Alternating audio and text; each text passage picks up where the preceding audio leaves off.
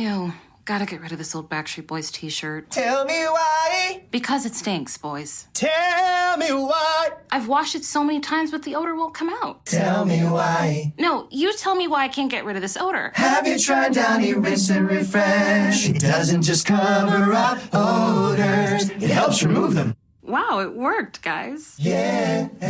Downy Rinse and Refresh removes more odor in one wash than the leading value detergent in 3 washes. Find it wherever you buy laundry products. I need new music. Madison Solid Rock 94.1 JJO. It is time to discover new music, and a band that we have been discovering since the late 90s, really 2000, after the release of Infest, and ever since then. Now we're on album number 11, believe it or not, all these years later. Crazy. Joining me, he's the master of the bass. He slaps it a lot. It's Tobin. How are you, buddy? I'm good, man. I'm good, dude. I was just thinking about how a long time ago, how way back we go. I mean, just as a band, you know, like when you say late 90s, I'm like, damn, that's kind of a long time ago. Yeah, a little bit. You're now on like second generation of Papa Roach fans. I don't know if that. Oh yeah. Yeah. No, and that's wild. And that's what's really cool is when you look out and like you see like the young kids, you know, teenage.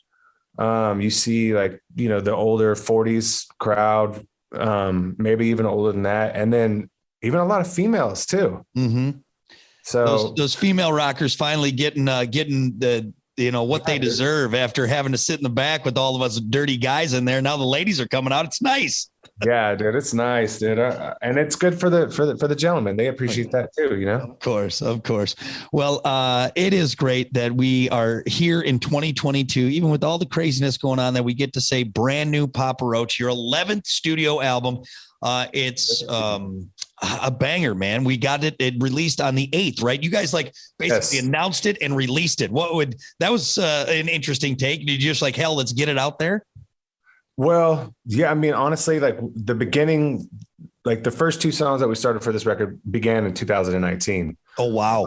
Yeah. So that's when we kicked off writing new music. And then 2020 pandemic lockdown, we just decided to get into the studio when even people were saying, you know, you shouldn't go out in public. You know, we were just like, oh, we have to capture this like sense of urgency that's in the air right now. You know, it was like the whole world is in a very vulnerable place just on all fronts. So it was like, we needed to be creative because we were inspired and we needed to, plus we were just going crazy sitting at home, you know? Mm-hmm. And so in 2020, we rented a big house and had a bunch of fun, just, you know, confined to this one spot that we turned into a studio, you know, literally just an Airbnb, and just had so much fun for a month, wrote a ton of music, came out of that, decided that we should just finish it and call it a record and put it out when it feels like it's the right time.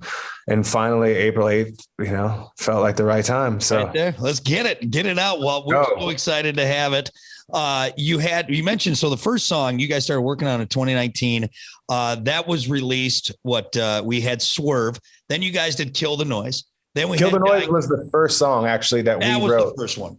Yeah. Swerve was actually the last song we wrote when we were already in the studio finishing up the record. Swerve was like a song that we just added at the last minute.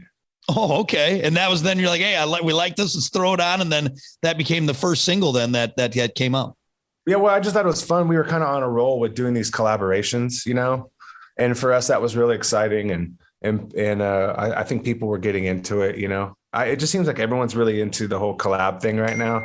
Well, and I think it fits Papa Roach. You guys are you blend so well with so many different genres.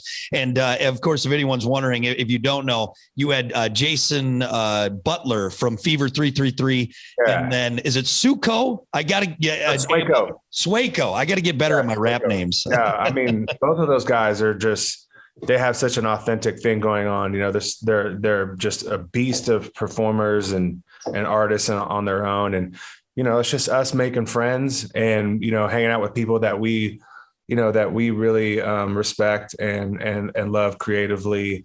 And, you know, because Papa Roach was never from a scene ever to begin with. We've always kind of been like the odd men out. So it's just like making friends right now and having fun, making music is what it's all about. I love it, man. And speaking of collabs, one of my favorite, and it blew me away. I'll never forget this. It was at Rock on the Range, and it had to be, I think, 2018 or 20, but either way, you guys are out on stage, and then you brought the marching band, part of the marching band out.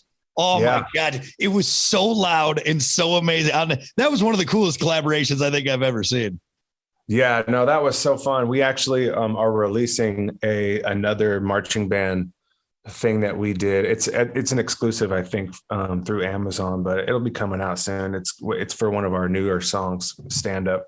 Killer, man.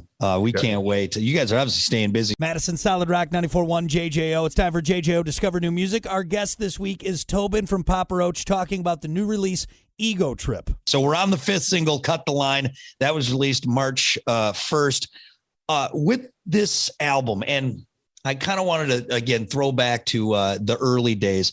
You know, you guys are on the Mount Rushmore of new metal, the new metal sound that just ruled the late 90s and early 2000s. And then it kind of faded away.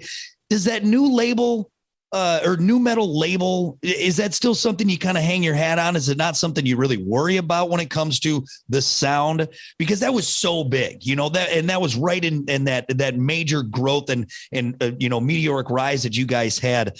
Is it still a sound you look for? Or is it kind of, let's just do what we want to do? It's definitely not something that we look for.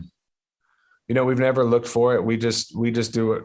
Whatever we want, and people can tell by listening to our music, like all of our records are kind of different. Songs are different. We're always just experimenting and having fun, making different types of music, not just within one sound, but the genre, like new metal. I feel like a lot of bands especially try to get away from it and hate on it, but I'm like, dude, it is what it is. Like it was a time when people were really enjoying music and hard rock music was in the mainstream. Mm-hmm. We're talking like MTV was banging everyone from, Korn, Deftones, Limp Bizkit, Linkin Park. It was like, I'm grateful for that. You know what I mean? There's definitely a time when we've tried to prove, okay, well, we're not just a new metal band. We're capable of doing so much more than just that. And we've done that, and we're proud to still be making music. And there's a resurgence with the whole new metal thing. Like there's so many new bands that are coming out and they're like, oh, we love that new metal. And you go to like these emo night things, you know what I mean? And I'm like, they call it emo night. And I'm like, you guys are playing all the new metals. Those are the ones the crowds are going crazy for, like you play Last Resort, you're playing System of a Down and, and Slipknot and all that stuff. And people get most excited. So it's like, dude, it was an exciting time in music, I think. And it was, especially for me. I mean, I graduated in 2004 and that's when Getting Away with Murder dropped. So like for me, it was all in that. And now everyone my age and kind of going on, we're having kids that we're having listening to,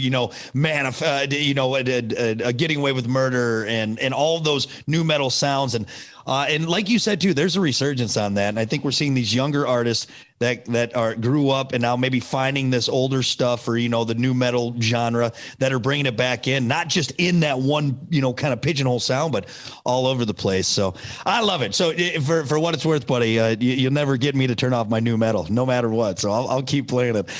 Do you have a favorite track on the album? I know we've had so many releases. Is there one that really speaks to you?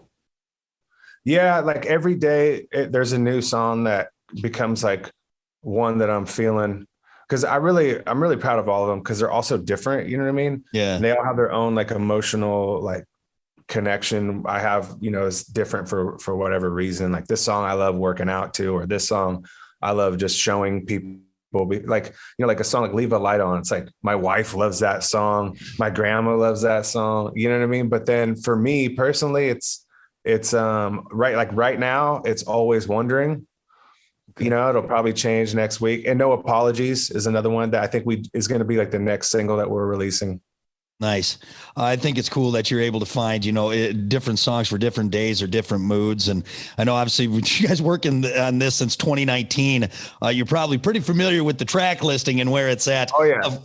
Of course, for everyone who maybe is just joining us, the new album, Ego Trip from Papa Roach, released. It's out there. It's in the world. Go get it and enjoy it. And 11 albums in. That it's got to take you a beat every once in a while to think like, man, here we are 11 albums in when you guys were young kids. Well, hell, you started off as a roadie and then got into the band after the fact. And now here we are 11 albums, 20 some odd years later. Is that fun to hear? Is that like, oh man, that's crazy. Well, actually, I mean, that's not actually a true. I was never a roadie. I was at one point, but I didn't do shit. Like I didn't help out at all. So you were a terrible roadie. You were terrible. You were just kind of hanging around. I never loaded up the van. I never knew how to connect anything. They just, for a period that when I met the guys, cause they're older, right? So I'm like the youngest one in the band. I met the guys, I started playing as like a fill-in bass player, just when they started playing like parties and small clubs and bars. And it was like, I always had to wait outside because I wasn't old enough, to be in the bars, and I couldn't get into the clubs. But they needed a bass player. So I was like this fill-in guy for a year. And then they got their other bass player to come back. And he was in the band for like, I don't know, 6-8 months or something like that. And then he would always have to leave and go do work things and like church camps and stuff like that. And they were just tired of it because they were starting to get to a point where, we were touring outside of our like hometown. We were going to LA and starting to get gigs at, the Sunset Strip and stuff like that. And then they're like, okay, he's dedicated. He's always available. Let's just bring him into the band. So I've been in the band ever since. In that short period of time when I wasn't playing with them, I would go to all the shows with them. And I would just drink the beer and smoke all the weed, and I didn't lift a finger. And somehow somebody probably wrote in our Wikipedia that I was a roadie when I didn't do shit. So you were there, but not in a working capacity. Like, I'll hang out, I'll have a few beers. And then look, hey, it worked out, buddy. It worked out. Oh, no, it worked out. I remember some legendary shows that, I just would be running around backstage. I don't know how I got into these clubs. I wasn't old enough. I was probably like 15, like I remember Deftones and like Suicidal Tendencies and all of these bands. And Papa Roach would be the opening band. And I'd just be running around, just like soaking in this moment in time where music, that like kind of beginning of nu metal was like, before it was like a big thing, it was happening. And it was awesome to be a part of at a young age. Well, I'll have to scold my source finders and make sure that everyone knows he was not a roadie. But if he was terrible at it. And so they just said he's a better band member than he is a roadie. That's where we're at. He's a better bass player than he is at plugging stuff in. Well, what's crazy is now I make it a point to like be very tech oriented now. Like I have to know what all the buttons do. I got to read all the manuals for everything. I appreciate that. And I have so much love and respect for our crew, and the people that have that work for us, because we couldn't make this thing go through and happen on a nightly basis if it wasn't for having like, a responsible crew guys. And also too, like we live vicariously through them, cause they're younger and crazier. And sometimes it's just like, they entertain us. You know what I mean? But every now and then I let real loose, and then I end up entertaining everyone. Oh, I believe it. Bass players usually that way. Madison Solid Rock 94.1 JJO. It's time for JJO Discover New Music. Our guest this week is Tobin from Papa Roach, talking about the new release, Ego Trip. Now, I noticed the album work. Is that a nod to Infest? There's a Bughead on there. And is that just a coincidence, or is that a nod to Infest? Yeah, that's kind of like a modern Cockroach, which is like, our icon, our logo. But the whole thing, like, we just felt like this whole record for us is an adventure. It's a journey. It's a wild ride, Yeah. And so that's why we came with this like theme park, you know what I mean? This like theme park look. It's kind of like the abandoned theme park, because there's abandoned theme park in New Orleans that we're really inspired by. Like we saw a bunch of photos of this place, and we were like, man, like it's like the death of an ego. Like the whole world needs to just take a step back and just bring themselves back down to, like the reality, and everybody has to do that at times. And that's what, our music just gives that vibe and that sense of hope as well, that, we can get through all this bullshit, and there's always another day to try and make things better, for yourself and others. So it's like, yeah, I mean, we're just getting a little weird and plus the whole trip, we were tripping out the whole time we were making the record. So it was just kind of like, I don't know, ego trip, feeling it. One to remember for sure. Well, I love it. I love the artwork, and I'm sure people will see it and get more familiar with it out there. As far as you said, you had so much fun with this record. Was this an interesting record? Is this one maybe when you look back, you'd be like, oh yeah, I mean, it'll stand out to you in the making process? I'm sure it's always, something that's in your mind. You probably remember crazy little things that happened, but with the way this one is, and I don't know, maybe being locked in there with each other for that time, is this one that really kind of maybe will kind of stay embedded and really stand out when you look back at the career of Papa Roach? Yeah, absolutely. Because it was just another transitional period for us. I mean, not only was, the whole world, like I said before, going through this, we were all experiencing this first of like a world pandemic, you know what I mean? But the fact that we were like transitioning into being, an independent band, label, everything, we're doing it all ourselves. So it's like, we built this team around us, and we made it so that only our team was together living in this house, having fun, riding motorcycles, like swimming, not being in like that stale studio work environment, but just bringing all of the guitars and all of the recording devices and stuff into this house where we could just like, we had a live-in chef, we're very grateful. We got to be spoiled a little bit, you know what I mean? And like have someone just cooking food for us and barbecuing and, drinking good wine and just like hanging out, literally eat, sleep, and breathe, just creative music making at all hours of the day and night. And that was such a great memory, because it's like our producers, our engineers, our techs, like the chef guy, the social media guy that we had with us, everybody documented that we're all friends, like best friends and family. And we're always going to have that memory. It was such a fun experience. And it's like, man, especially when we've been doing it as long as we have, it's your 11th record. You better have fun. It better be an experience making music. Otherwise it's like, what's the point? Yeah. Yeah. Well, I'm so happy that you guys got to have a silver lining in everything that was going on. And now we have a brand new Papa Roach album, which is just amazing and something that I'm sure everyone is looking forward to, and just a unique take on this one, especially for guys who've been veterans. I mean, you're veterans in this now and still experiencing something new and doing something new. Right. Almost kind of takes me back to the old style, the old way they used to make records. You hear about Aerosmith, who rented out a mansion, or, Fleetwood Mac staying. It's kind of a very retro way of making a record. Yeah, no, definitely. I mean, we've always been inspired by that. I mean, I grew up watching, there's a documentary. It's a really great one, black and white, called Funky Monks, about the Red Hot Chili Peppers making Blood Sugar Sex Magic in the Laurel Canyon mansion.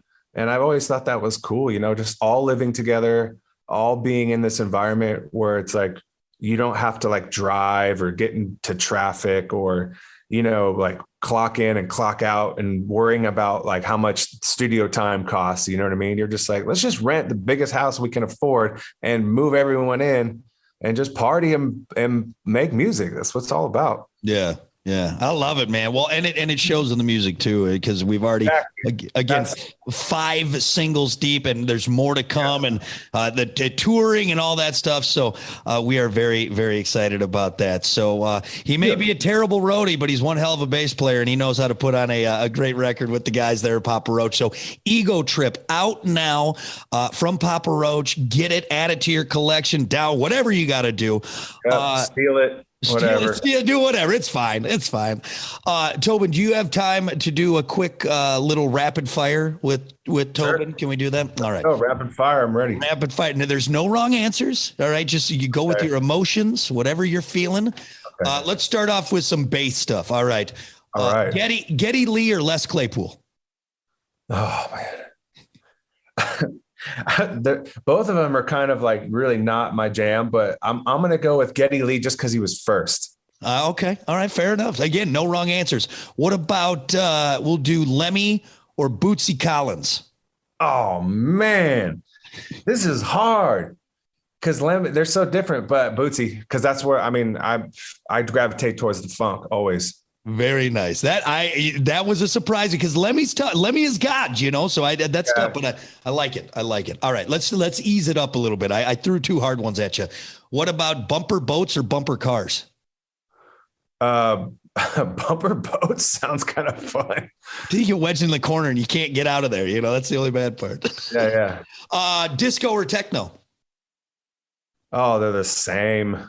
Actually, no, I'm down with disco. Yeah.